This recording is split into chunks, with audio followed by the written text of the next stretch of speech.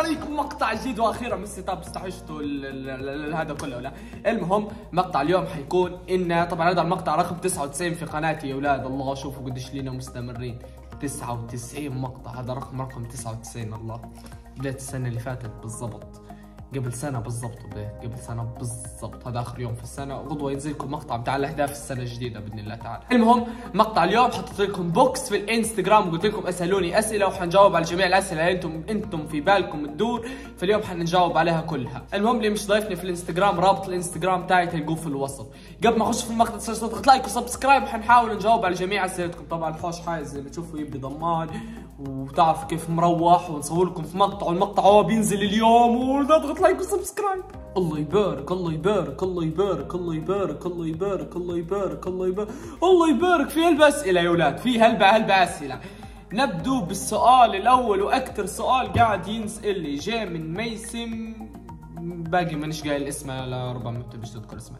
علاش عايش بروحك؟ طبعا عايش بروحي القصة وما فيها ان انا قررت ان نبي نعتمد على نفسي، وان نبي نجرب حاجة جديدة، وان ننتقل من المدينة اللي انا عايش فيها لمدينة ثانية ونجرب رتم الحياة. وكانت في ظروف جانبية ثانية ما نقدرش نذكرها، ولكن ما فيش شيء بيني وبين اهلي. يعني في ناس يحسبوا ان اهلي لازيني من الحوش، بالعكس انا واهلي جو مليح ويتفرجوا على مقاطع وكل شيء. فلو تبي تفهم اكثر في الرابط تلقوه في الوصف، رابط اول مقطع درته لما حولت من حوش اهلي يشرح لكم اكثر وتفهموا اكثر. رابط تلقوه في الوصف. شكرا يا ميسي على السؤال. افضل لاعب كوره ليبي بعد طارق التايب؟ والله مانيش ملم، بس احمد سعد تقريبا صح. تتوقع روحك من ارقام نهايه السنه الجديده وبالتوفيق؟ طبعا السؤال مخون علي كساره. شنو تتوقع روحك من ارقام نهايه السنه الجديده وبالتوفيق؟ طبعا ما نعرفش يا اولاد، كانت سنه صعبه. حطيت اهداف حنتكلم عليهم في المقطع متاع غدوه باذن الله تعالى. حنقول لكم اهداف السنه الجايه ان شاء الله في المقطع متاع غدوه. حتى هو في مقطع مشترك انت ويوتيوبر ليبي. شوفوا انا جربت من قبل ان ندير مقطع مشترك بيني وبين صانع محتوى ثاني، وكان المقطع يا اولاد كويس، حقيقة انه كويس. ولكن بعد المقطع يعني الشخص هذا بدا يقول ان انا درت مقطع مع سفيان وجاب له مشاهدات، فانا ما عادش نبي ندير مقاطع الا مع ناس معينه. لو وافقوا مستقبلا حندير معهم مقاطع. شكرا على سؤالك يا 5AZT7. كم تطلع في السنه من اليوتيوب؟ هذا حنجاوب عليه اخر سؤال، فاستمر للنهايه مش تعرف قديش طلعت في السنه. ان كان ردة فعلك لما سمعت ان رونالدو كريستيانو مشى لنادي النصر، وامتى بدير لنا زياره لبنغازي؟ السؤال من RAC7.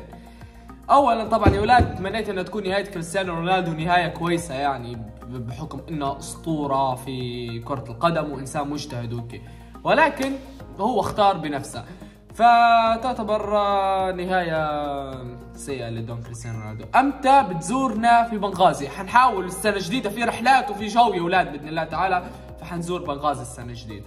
في سؤال يجي من 2OW، امتى بتتزوج؟ عمري 20 سنة. كيف خشيت ل 20 سنة؟ مازال الزواج ما نشوفش فيه ان توا شيء متاح، مازال يبي فلوس. ما عنديش فلوس، راس مالي.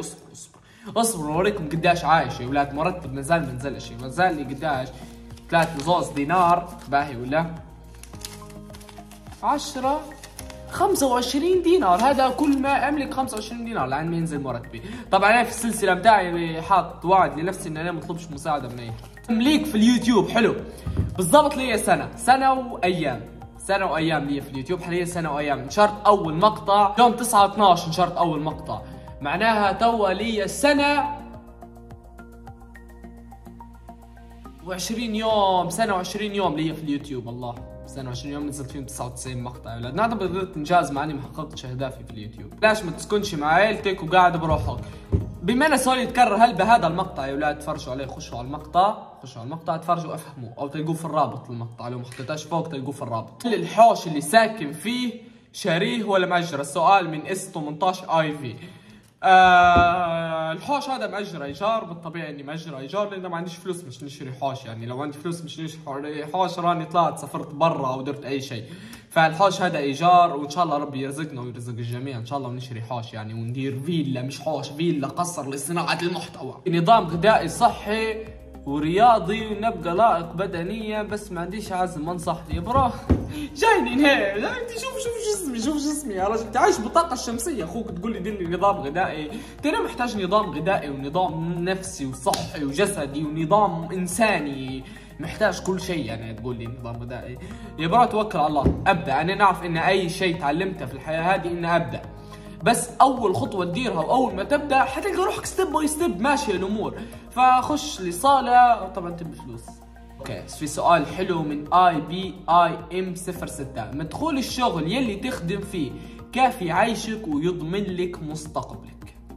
اوكي شوف، من ناحيه انه كافي انه يعيشني، كافي حقيقه انه يعيشني حاليا في الوقت الحالي، مع ان علي التزامات نخلص فيهم وضغوط وهيك، ولكن ماشي الامور الحمد لله بفضل ربي، يعني الحمد لله ربي هو اللي ستر الحقيقه، يعني انا ربي هو اللي قاعد يساعد فيا. وبالنسبه لامنك مستقبلك حاليا، لا ما نتوقعش ان من مرتب هذا ان نقدر نامن مستقبلي، ما اظنيش يعني ان نقدر نامن مستقبلي من مرتب. كان قالوا لك تقعد في فرنسا شهر ولا تدير صوره واحده مع ميسي؟ ندير صوره واحده مع ميسي. افضل 5 صناع محتوى تعرفهم في ليبيا؟ السؤال من مالك. افضل 5 صناع محتوى في نظري حاليا: بالعيد السلطاني، سفيان فيفا، مؤيد العزابي، دي بانكر، والخامس حيكون زوز عبد المبارك وابراهيم سوبر كارز، تيك توكر وانستغرامر خارق. شو اللي خلاك تفكر تصنع محتوى؟ ان شاء الله سؤالي واضح. والله شوف، بالنسبه لصناعه محتوى انا انسان يتابع في اليوتيوبر في صناع المحتوى من 2014 و15 من لما صغير، يعني كنت متوحد في الحوش. طيب احكي لكم القصص هذه مره. كنت متوحد في الحوش، فكنت ديما اتفرج على اليوتيوبر وهيك، وقتها كانت السعوديه ضاربه فاير للارض ويتفرج عليهم هالبنات، فكنت نتفرج على السعوديين هلبا، فكان خاطر اني افتح قناه يوتيوب. فكانت عندي قصه ثانيه ما صارش منها في حياتي، كانت هوايه بالنسبه لي. فبعد ما اندفنت الهوايه هذه او الموهبه هذه توكلت على صناعه المحتوى، خشيت على صناعه. انا يوتيوبر ما عنديش محتوى ثابت، هل الشيء هذا غلط؟ زايد استمر على الجيمنج او التحديات والفلوجات او لا؟ السؤال من IB عبدو 2. شوف طبعا انا مانيش اهل ان نعطيك نصيحه، لان انا نعتبر يعني مانيش قوي في صناعه المحتوى، بس كيف بادي يعني لي سنه حاليا. بالنسبه لسؤالك، اقعد غير في المحتوى لعند ما تعرف ان المحتوى هذا ماشي معك. بالنسبه للجيمنج، الجيمنج يرقى فترات وينزل فترات وماهوش ثابت، بالذات في المحتوى العربي ماهوش ثابت، فهمت يعني؟ طلع فتره من الفترات وحاليا طايحه بالجيمنج. انا زي ما تعرف ان محتواي الاول كان جيمنج، ولكن نغير مع الوقت لعند ما نلقى المحتوى اللي نحس انه هو حيطلعني.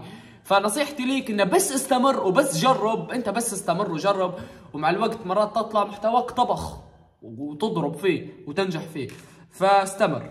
نمشي للسؤال اللي بعده: من افضل يوتيوبر عندك في ليبيا؟ والله بالنسبه لي كقدوه بالعيد السلطاني، وبالعيد السلطاني نشوف في رحاليستا وسفيان فيفا توب حاليا. عندك واحده في بالك؟ شن تشوف روحك لقدام؟ والله نشوف روحي لقدام شجره. كم جبت في الشهاده الثانويه والاعداديه؟ طبعا اخوكم لله متاع قرايه، ولا كنت الا متاع قرايه يا اولاد، اقسم بايات الله كنت شاطر وممتاز، وفي التسعينات نجيب غل يا اولاد. الدنيا شدوا قرايتكم. كيف كانت تجربتك انك تطيب عصيده؟ الحقيقه يعني يا ايوب ان التجربه كانت كويسه، يعني لو تبي نطيب لك عصيده قول لي تو نطيب لك. اوكي، في سؤال من ماسا: هل واجهت مشاكل مع اهلك لما قلت لهم نبي نكون صانع محتوى؟ 2 لو كبرت وتخرجت تسيب اليوتيوب. اوكي، طبعا اولا ان اهلي فتره اول ما بديت ما عرفوش يعني انا نصنع في محتوى ولا لا، يعني اخوي اول ما عرف ان انا نصنع في محتوى بدا يتنمر علي واحد وهيك، ولكن عادي بالنسبه لي، كنت متخطي مرحله التنمر من قبل ما نبدا في صناعه المحتوى، فما كنتش مدور. اهلي امي تعلم تتفرج مره على المقاطع، الباقي مش مهتمين يعني، ولا يعلموا بي ايش قاعد نرفس في الحياه. لو كبرت وتخرجت تسيب اليوتيوب؟ لو نجحت في اليوتيوب مش حنسيب. نصيحه لشخص يبي يكون روحه بكري: جرب اكثر من شيء وفشل، زيد جرب. شين كنت متوقع توصل في بدايتك؟ والله الموضوع صعب، انت عشان كنت تتوقع توصل، لاني حطيت اهداف كبيره وما وصلتهاش للاسف، ولكن ان شاء الله السنه الجديده حنحقق الاهداف هذه كلها ونوصل باذن الله تعالى ان شاء الله. اوكي، هل تنصح بان الواحد يبدا بصناعه المحتوى على اليوتيوب ولا يشوف منصه ثانيه؟ ابدا بالتيك توك، ابني قاعده جماهيريه، بعدها اخش على اليوتيوب. ما تراجيش وقت معين، ابدا توكل على الله وابدا. لما في سؤال حلو، نحب السؤال هو حقيقه يعني من عبد المولى: لما يكون عمرك 30 سنة وين تتوقع روحك تكون شخصيا ومهنيا؟ لما نوصل 30 سنة اتوقع ان نكون متزوج وعندي صغار يعني، ونشوف في صغاري انه حيكونوا لاعبين كورة محترفين غصبا عنهم، غصبا عن مرتي، غصبا عن الجميع. باهي ولا؟ نتوقع ان نكون شخص الف كتاب ونجح لكتاب هواه. في حالة ان نقدر نوصل لاهدافي حنحاول نساعد الناس ان هي توصل لاهدافها. اوكي، في سؤال من تشفين. انت قررت تولي يوتيوبر، قررت ان نولي يوتيوبر من 2016 ولكن الامكانيات ما سمحتش، فتحت قناه في 2016 لعند 2017، بعد حذفت المقاطع كلهم، جربت في 2018 وحذفت، خشيت على ستريمر في 2019 فتحت بثوث مباشره مره وهيك وما نجحتش، وتو خشيت على اليوتيوب في 9 ديسمبر. اوكي، في 3 اسئله من اي سي اتش. سؤال اول كيف تنظم في وقتك، سؤال ثاني شو تخصصك، سؤال ثالث مرتبط. اوكي، اجابات مش مرتبط لا، وما نفكرش في الشيء هذا. كيف تنظم في وقتك؟ والله ماشيه بالبركه حقيقه، ما نكذبش عليكم. انتوا في 2023 حنحط سيستم. شنو تخصصك؟ كنت نقرا اقتصاد وحاليا وقفت الاقتصاد وسجلت في كليه الاعلام والفنون. شنو بيكون المحتوى في السنه القادمه؟ السؤال من ابو بكر. والله يا ابو بكر حقيقه نتمنى انكم انتم تساعدوني في الافكار، لان انا عقلي الفتره هذه ماش قادر يفكر في صناعه المحتوى، الموضوع مولي صعب هلبا. فالسنه الجايه خايف ان نقطع، والله خايف هلبا ان نقطع. ان شاء الله ما نقطعش، ان شاء الله يا رب ما نقطعش، ان شاء الله نلقى محتوى ثابت ونستمر عليه يا رب. بس موضوعي في الافكار وفي المحتوى، فاتمنى منكم انكم تساعدوني في الشيء هو. اوكي، بما ان الاسئله هلبا وحاولت اني انا اقراهم كلهم، حنقرا اخر سؤال. راضي على روحك في 2022 وشنو هم الاهداف اللي تبي تحققها في 2023؟ موفق حبيبي، معك محمد ساري. اوكي يا محمد، راضي على روحك في 2022. حقيقة راضي رضا كويس يعني، نسبيا راضي 80% على اللي درته في 2022. قصرت في واجبات معينة ولكن الحمد لله نعتبر انجزت وتعبت هلبة في 2022. ان شاء الله 23 تكون كويسة. بالنسبة لاهداف تلقاهم في المقطع الجاي. اوكي، نجولي ارباح اليوتيوب. طبعا انا حققت الارباح اليوتيوب متأخر هلبة، يعني حققت الارباح اليوتيوب قبل شهر يمكن او شهرين بس، فما حققتش ارباح يعني. حققت ان طلعت يمكن 40 جنيه و50 جنيه بس باليوتيوب. الشيء هذا مش يخليك انت كتتفرج تبي تفتح قناه ما تفتحش، لا افتح، ما تدورش الفلوس، حيجوك فرص ثانيه، حتتعلم حاجات، حتكسب مهارات، لربما تنجح، لربما تطير، لربما تطلع فلوس. ما تدورش الفلوس وابدا لو كنت ناوي انك انت تخش على صناعه المحتوى. وبس هيك نكون وصلنا لنهايه المقطع. عشان يكون المقطع عجبكم تخطوا لايك سبسكرايب نورينا على البالبه. استنوا المقطع الجاي ونتمنى منكم دعمكم، وان شاء الله ما نكونش قصرت معاكم. وبيس.